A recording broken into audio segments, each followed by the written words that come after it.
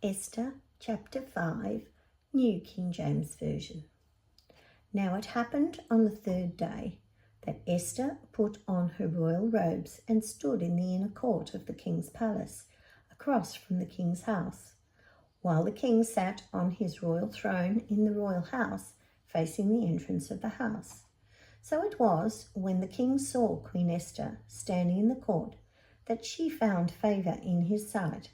And the king held out to Esther the golden sceptre that was in his hand. Then Esther went near and touched the top of the sceptre. And the king said to her, "What do you wish, Queen Esther? What is your request?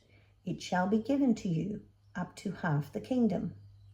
So Esther answered, "If it pleases the king, let the king and Haman come today to the banquet that I have prepared for him."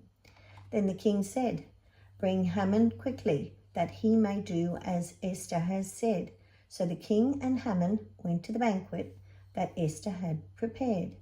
At the banquet of wine, the king said to Esther, "What is your petition? It shall be granted you. What is your request? Up to half the kingdom it shall be done." Then Esther answered and said, "My petition and request is this: if I have found favour in the sight of the king, and if it pleases the king to grant my petition and fulfill my request, then let the king and Haman come to the banquet which I will prepare for them, and tomorrow I will do as the king has said." So Haman went out that day joyfully and with a glad heart. But when Haman saw Mordecai in the king's gate, and that he did not stand or tremble before him, he was filled with indignation against Mordecai. Nevertheless, Haman restrained himself and went home, and he sent and called for all his friends and his wife Zeresh. Then Haman told them of his great riches, the multitude of his children, everything in which the king had promoted him, and how he had advanced him above the officials and the servants of the king.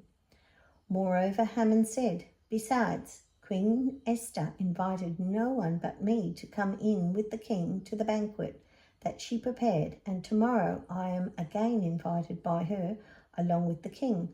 Yet all this avails me nothing, so long as I see Mordecai the Jew sitting at the king's gate." Then his wife Zeresh and all his friends said to him, "Let a gallows be made, 50 cubits high, and in the morning suggest to the king that Mordecai be hanged on it. Then go merrily with the king to the banquet." And the thing pleased Haman, so he had the gallows made.